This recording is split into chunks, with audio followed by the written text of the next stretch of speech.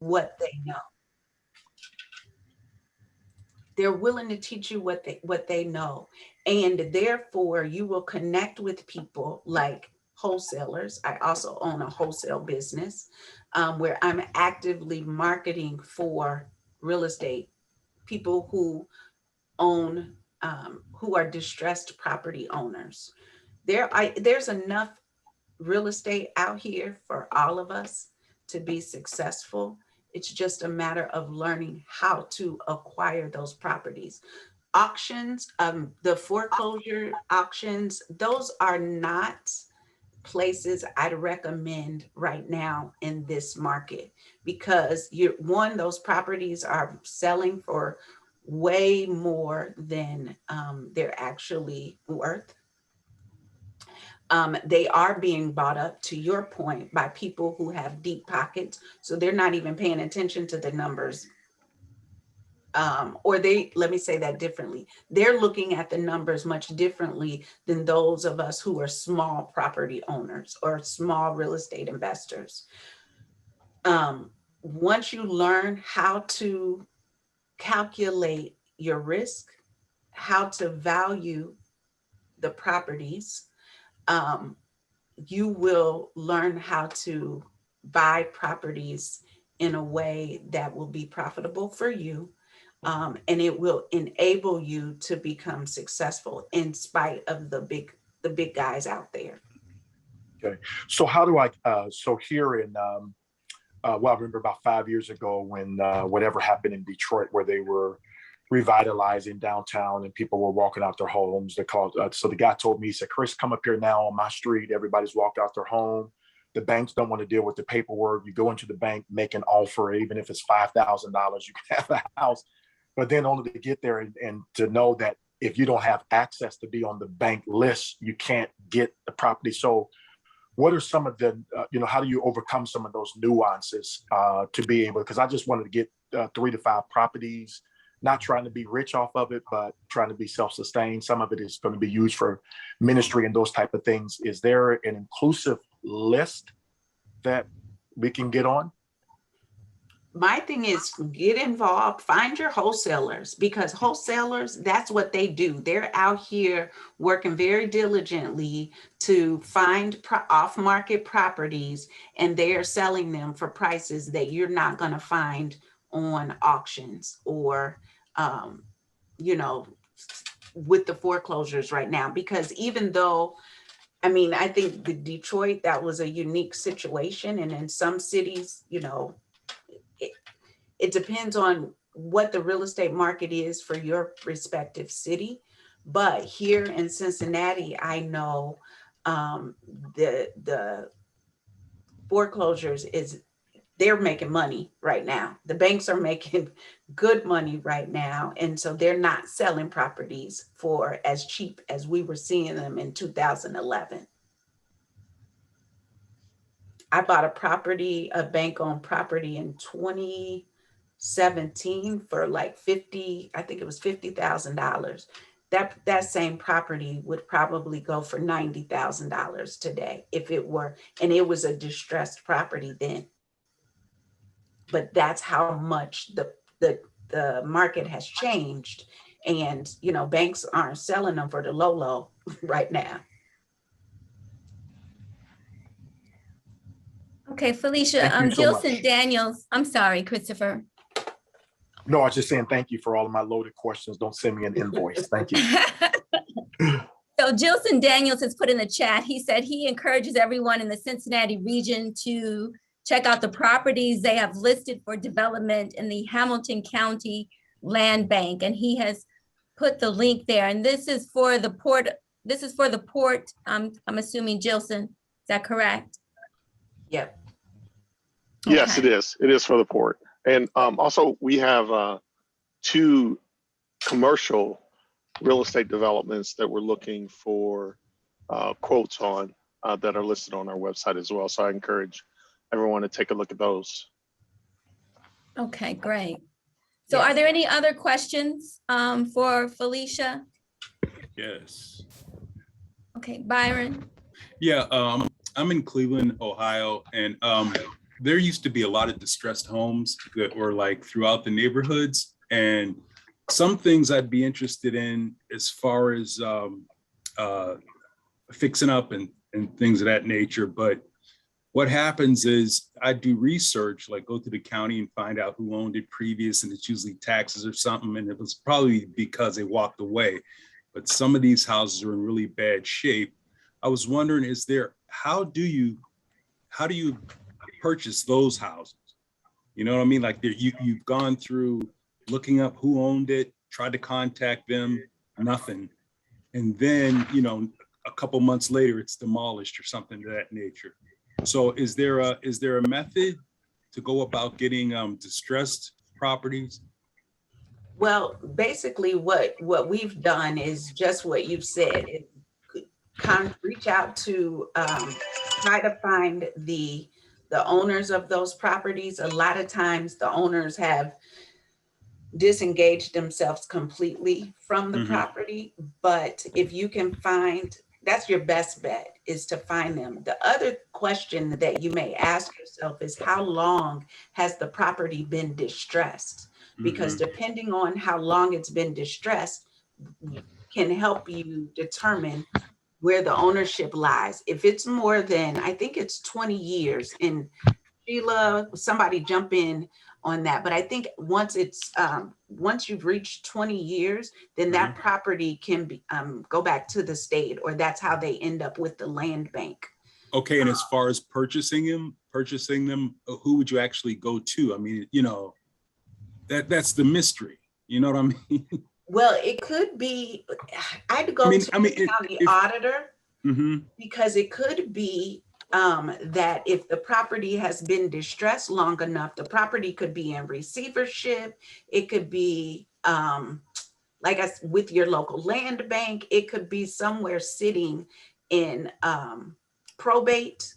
Your probate records is another place for you to look and do the research on the property. So those are just a couple of places I know that we use in order to determine ownership. Okay. All right. Thank you. You're welcome. Any other questions?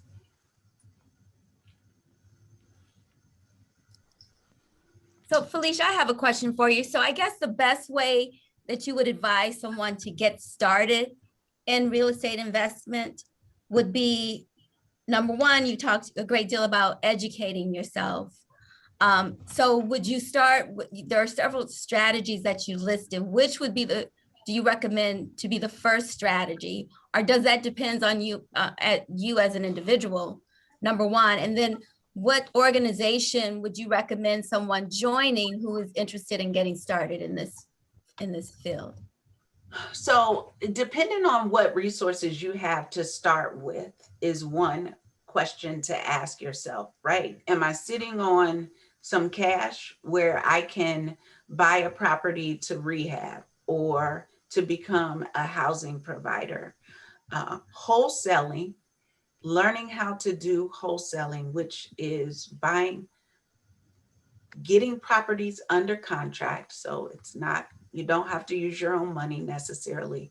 Getting a property under contract, marketing that contract to an investor in order to, ultimately you're going to be the conduit for the sale, the transaction. And as a wholesaler, you get paid a wholesale fee or a transaction fee for that deal. Technically, I say that with reservation, that does not require you to need enough money. You don't need $40,000 to buy a house to be a wholesaler. What you need to do to be a wholesaler is have enough money to start a marketing campaign for those deals. And how much is on average, what is the amount of money for a marketing campaign? It depends on how much marketing and how you're marketing. Some people drive for dollars. That's, you just need a tank of gas, right? And you drive areas that may have distressed properties, write down addresses, try to contact the property owner to see if they'd be interested in selling their property. Okay. The other, let me go back here to the strategies.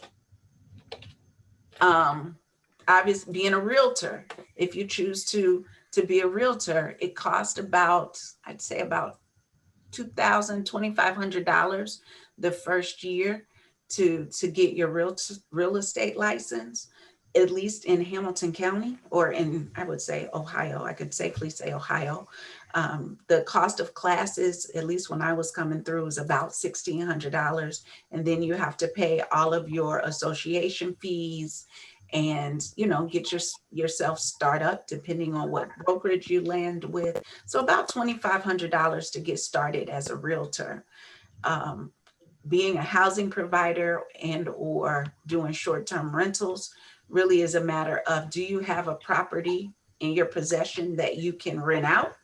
Or how much money do you need to buy the property to fix up and rent it out, whether it's for an Airbnb or for a long-term rental?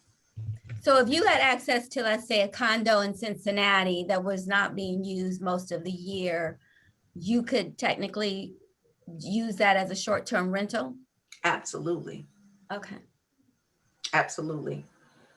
Apartment syndicates. Apartment syndicates is a great way to get your feet wet with real estate. And a syndicate is basically someone is looking to buy an apartment building. Usually it is a large building. Maybe, you know, the syndicate that I'm a part of is 2 separate buildings with a total of 40 units. And so each syndicate has different set of criteria. But when I got involved, you needed to have at least a minimum of $25,000 in order to become a part of that particular syndicate. And they pooled all this money together, bought the property, and then every month I get a check for being a part of that syndicate. So that's another way to invest. Obviously, if you're looking to be a private lender, you need to have enough money that people want to come and get money from you. And that could be, you can loan $5,000, you can loan $50,000. I work with several private lenders, and it's varying amounts of money that they lend. Okay, and then Jared Diaz has a question. He says, who are wholesalers and how do you find them and make the connection? Find your local real estate association or meetup group. The wholesalers live and thrive in those organizations. And who are wholesalers? Wholesalers are, like I said, are people who are out here in the marketplace marketing actively for people who are distressed property owners. Distressed property owners are people who either they can't afford to live in the property. They could be people who are absentee property owners. What is an absentee property owner? An absentee property owner is typically someone who owns a property, let's say in Cincinnati, but they live in Texas. And they're maintaining the property here and they're tired of maintaining it. They don't want to do that anymore. A distressed property owner could be someone who they've inherited a property that they don't really want. A distressed property owner, and this happened to me, was someone who, it was a female who was in an abusive relationship. She didn't want to put a sign in her front yard because she was too scared of her significant other finding out where she was moving to. So she didn't want them to know she was moving. She contacted me, said, I want to get rid of this house by any means necessary. Can you help me? I was able to work with her, make the transition, and she was in the wind in about 35 days. So it could be, you could find a wholesaler who is focused on identifying people like that in order to sell to people who want to invest in properties. Okay, and then Sean Ruggless wants to know, what are the stages, steps of developing real estate? That's a loaded question, Sean, because depending on what you're developing, first of all is, I would say is identifying the land that you want to develop on. Once you have identified the land, you will determine what needs to be true in order to get the proper permits and, what is it going to cost, identify the right contractors for that development. And development could be a rehab project as well. So I think it just really depends on what it is you're trying to develop. So Sean, what are you trying to develop? Do you have any ideas, direction you want to go in? I think at this particular point, there's a couple of options. She has housing provider, as well as someone that would develop property and then sell it after it's redeveloped. So it's kind of in those two areas. And so, same way about, conversation around how do you find the properties. The other part is, okay, after you found one or a couple, what are the stages, what are the steps to capturing their property and start to work on it, such that you can get to a decision in terms of whether or not you hold it and become a housing provider, according to this slide, or you sell it after it's been improved. So that's a part of the education, because they're depending on what your acquisition cost for the property is really going to determine what is the right next steps. So if you've got a property that you were able to, let's say I buy for $50,000, you can turn around and sell that property in that neighborhood fixed up for $200,000. The question is, how much is it going to cost you to get that $200,000 price point, right? So you have to go through the process to understand the area that you're in. What are the houses selling for? That's what we call ARV, the after repair value. What is the repair cost? So how much do I have to spend to get it to the $200,000 price point? And then you add your acquisition cost to that. Sometimes it doesn't make sense to rehab a property, because if you flip it and sell it, depending on how much you spent, it might not make sense. If you plan to buy and hold that property, that could make sense because you're going to recoup that cost over a period of time. Does that make sense to you? It does. It does. It does. Thank you. And then Jared also has a statement.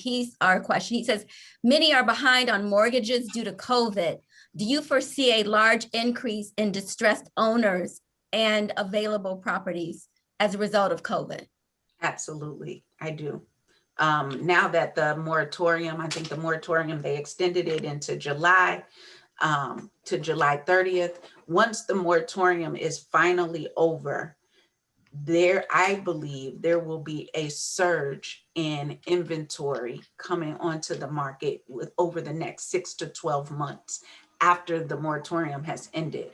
Why? Because people who were property owners, whether they were owner occupants or whether they were renting properties, who were having trouble paying those mortgage, if they entered into a forbearance, which is what the lenders were offering, forbearance, which meant they were delaying payments, those payments weren't forgiven. All of that money technically is due the day that forbearance period is up. So if you couldn't pay for 1 or 2 months, then the probability that someone can pay all at once for 6 or 7 months or 12 months, however long they were in that forbearance period, is very low. And so those properties, those property owners may have trouble getting back on their feet after that forbearance period is over. And if that's the case, we'll start to see those properties come into inventory from the banks. Now, the thing, hopefully, if you or anyone you know is in that situation, then you will be able to work with the banks to try to modify the loan or to put that outstanding balance on the back end of the loan versus being due at that time. But for those people who weren't savvy enough to do that, they'll probably be in trouble. We'll see those houses for sale soon. Okay. Any other questions for Felicia? Well, Felicia, I'm going to let you continue with your other lessons here. I see you have this slide up, so I'm going to let you continue with this, and then perhaps this will, garner up some new questions for people. Awesome. Thank you. So some other things I've learned through this process when making the transition is, one, I mentioned this before, self-motivation is crucial, it's critical, and it's non-negotiable. Some people, and it's okay, it's not a bad thing, but people are motivated by, going to work every day, being with people every day, having some, following the direction or guidance of a boss. Some people need that, and it's okay, but know yourself well enough to know that that's what you need, because being an entrepreneur, you're not going to get that. Okay. So it's important that you keep that in mind. Master your craft, whatever it is. Again, for me, it's real estate. And I have, I can't tell you how much money I've spent on just continuing to educate myself. For example, I'm going to California in October for a class on financing. It's a guy, George Antone, is a subject matter expert in how to leverage private dollars and how to learn, what banks don't teach you, or what school doesn't teach you about banking and the whole financial world, so to speak. And it's, following him and reading his books. There's a book he has called, what's the author's name again, Felicia, so everybody can get that? Okay. George Antone. George. He has a book called Debt Millionaire. And he's all about leveraging debt in order to make millions of dollars. Most of us, I think, I will venture to say, as a culture, we are very afraid of debt. But the reality is that we can use and leverage debt in order to get to where it is we want to be. Now, the thing about that is you've got to be smart and educate yourself on how to do that properly. But someone asked me earlier, I think it was William Cohn asked earlier, how do you leverage what you have to get what you want? And we'll talk about that more in the next series. But that's one of the things, is to be smart about the debt that you have and incurring smart debt and leveraging that debt in order to buy real estate or to buy assets. George would say buy assets, not just real estate.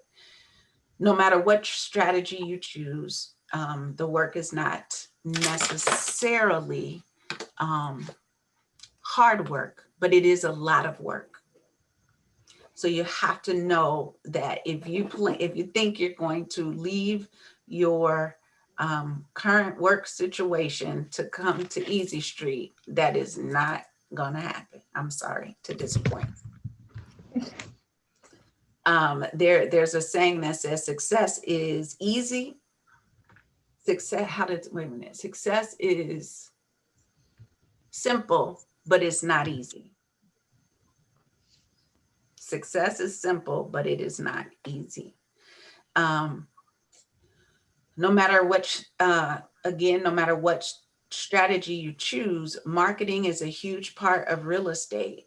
Whether you are marketing for deals retail or off market. When I say retail and real estate, I mean you get on the Cincinnati MLS or Realtor.com or Trulia or any of those, Zillow, any of those are retail properties on the market that there's a realtor mostly associated with those properties looking to buy or sell. Off-market properties, you have to market for those as well. people use all different strategies in order to, all different tools, I should say, in order to market for off-market deals.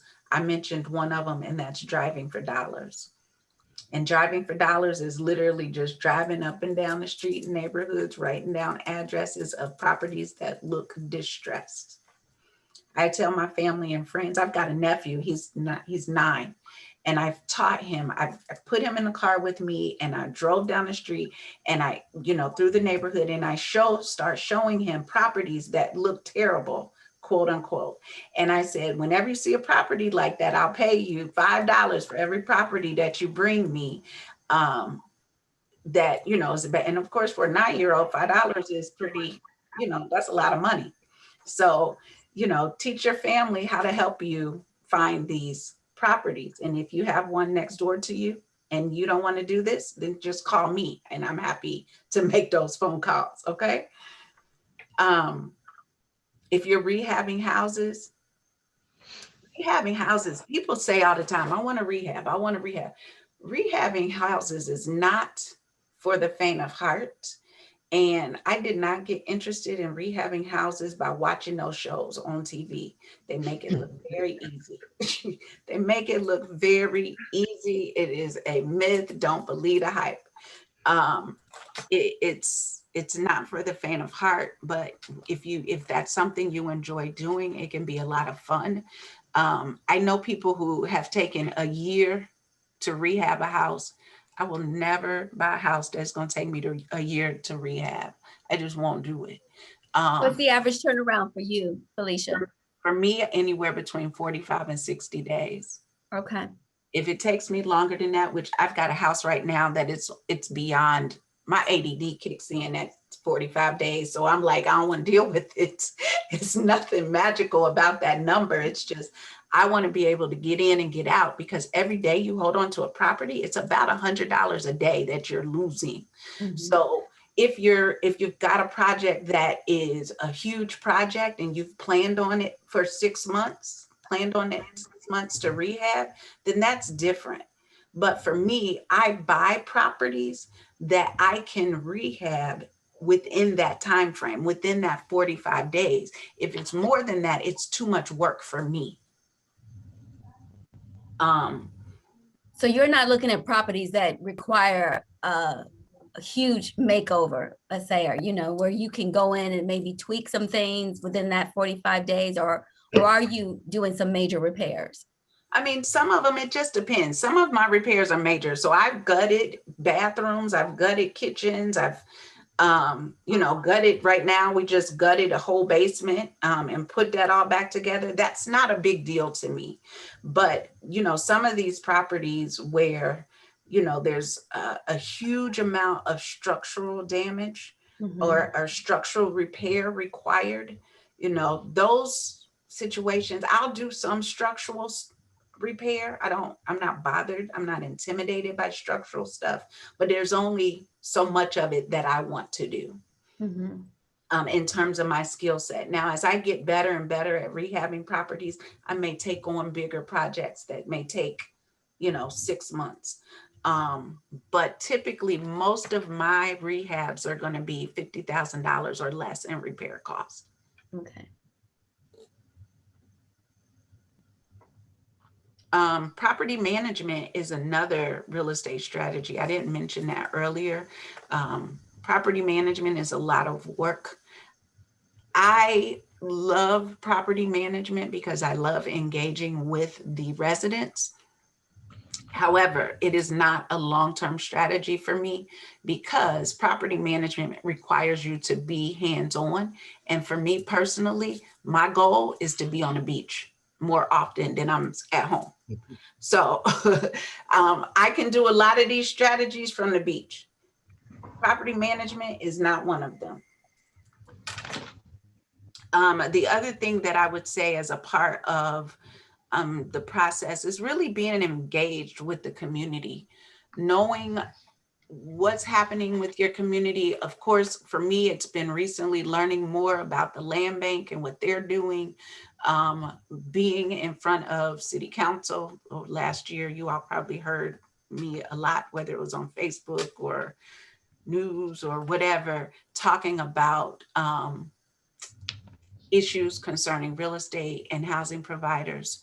It's critical to be engaged, because a lot of laws are being passed or ordinances are being passed in these communities that, because real estate investors or real estate people with a real estate interest, we don't necessarily have a place that or a organization that is advocating on behalf of small housing providers or small investors.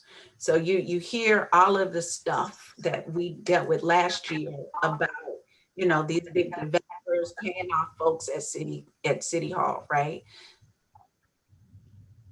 I can bet probably the portfolio that I have, that there is not a single small housing provider paying off somebody at City Hall to get a law passed in our favor. It just doesn't happen. So it's important for us to be engaged so that we have a voice in some of these ordinances that are being passed. Another one that's happening right now is Forest Park is trying to get rid of Airbnb or short-term housing. For those of you who may be interested in having an Airbnb or short-term rentals, that's a big deal. That should be a big deal for us. We need to be writing to that city council. We need to, be attending those meetings to make sure that that income source is not cut off for us. So why are they trying to do that, Felicia? Because of the complaints. There have been complaints in the neighborhood of people who own short-term rentals. Mm-hmm.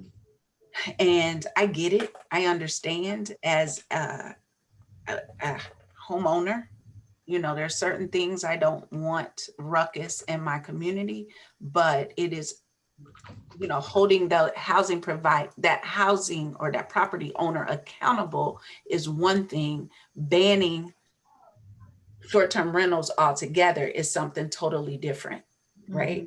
So they are trying to ban short-term rentals in that community, in that municipality.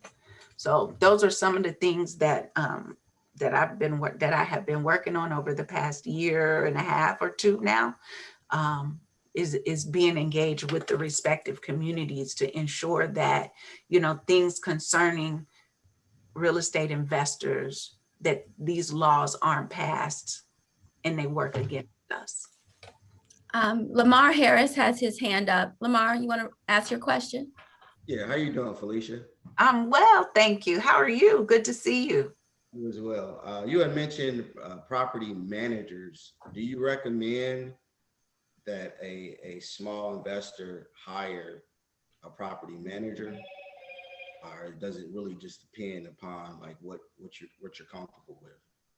It depends on what you're comfortable with. It depends on, your portfolio, how many properties you have in your portfolio. It depends on your desire to engage with the residents, right? Some people don't want to do that work and they're willing to pay 10% of their profit in order to pass that responsibility on to someone else. Thank you. You're welcome. Any other questions for Felicia?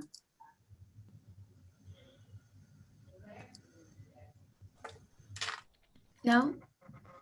Well, Felicia, I guess you did an excellent job of presenting how to transition into real estate. So since I don't see any other questions.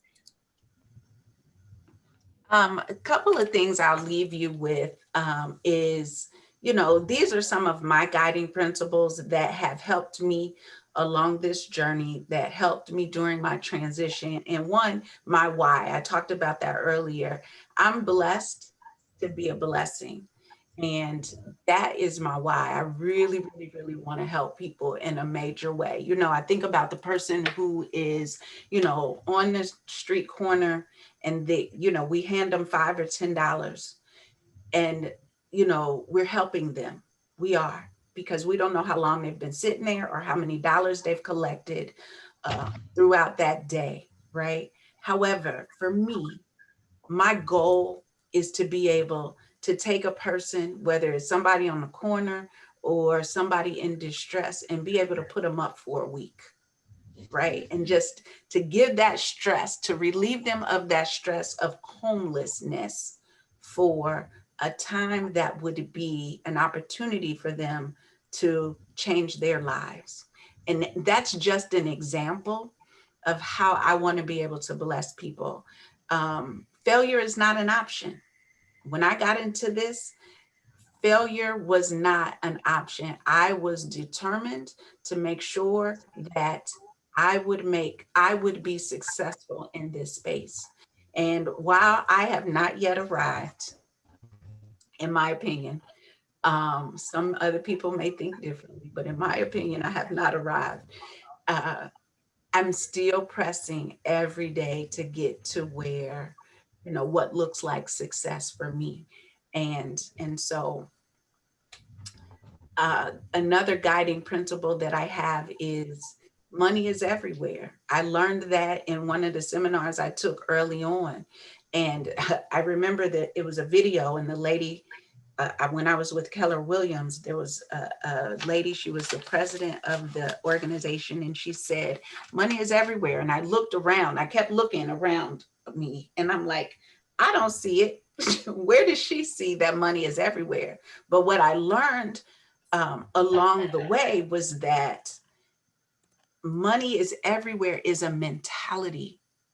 And when you are an entrepreneur, when you're in business, whether you work for corporate America or whatever it is that you do, it's all about the opportunity and being able to see opportunities and positioning yourself to take advantage of those opportunities. So now I'm not a money hungry type of person. Anybody that knows me will tell you that.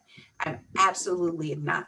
But I am a businesswoman, and I do like to do deals. I like to help. I like to take advantage of opportunities if they exist. I also like to create opportunities, and having that mentality that money is everywhere, it has just opened my imagination and my heart, and it has decreased my fear to take advantage of some of the opportunities that I've come into. The other guiding principle, and it's my first, my last, and everything in the middle, and that is all things are possible to him who believe and trust in God. And it's Mark 9:23, the amplified version is the only one that says believe and trust, because it is my fundamental value that you have to not only believe God, but you have to trust him. And I know that it's that belief and trust that has allowed me to do what I'm doing now. The other guiding principle is fear or faith. You can either be afraid or you can have faith. You can't do both. And then finally, what you choose to focus on will expand. So with that, and if there are no other questions, Deborah. Yes. Thank you to you and to the African American Chamber of Commerce for allowing me this time. Well, I thank you, Felicia. And I just want to let everyone know, I did not start record. Got so wrapped up in what you were saying, I forgot to put the recording button on in the beginning, but I did get the middle and the end. And I will make sure everyone gets your PowerPoint, if that's okay. I just want to let everyone know that we are having a real estate series. So Felicia Bell will be back. She will be back August 4th to talk about leveraging those resources that she mentioned today. So in the next series, she is going to go into greater detail about what that looks like and how you can go about doing it. And then on August the 18th, we will have how to be a private lender, the power of making money by being a private lender. And that was one of the strategies that she mentioned. So please make sure you register for that as well. And then the last one will be September 1st. and that's affordable housing from the investor's point of view. So some of the strategies that she talked about today, she's going to go into greater detail.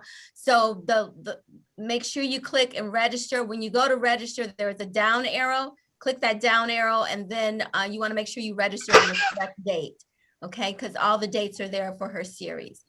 So I want to thank Felicia Bell again for participating in this, for facilitating, for sharing her knowledge. And I want to thank all of you for showing up today and giving your time to be a part of this. Please make sure you register for the upcoming series that we have with Felicia. I want to ask everyone to be safe. Have a great rest of your week. And I look forward to seeing you on our next series. Thank you so much, everyone. Have a great day. Thank you, Felicia. Awesome. All right. Thank you. Bye-bye.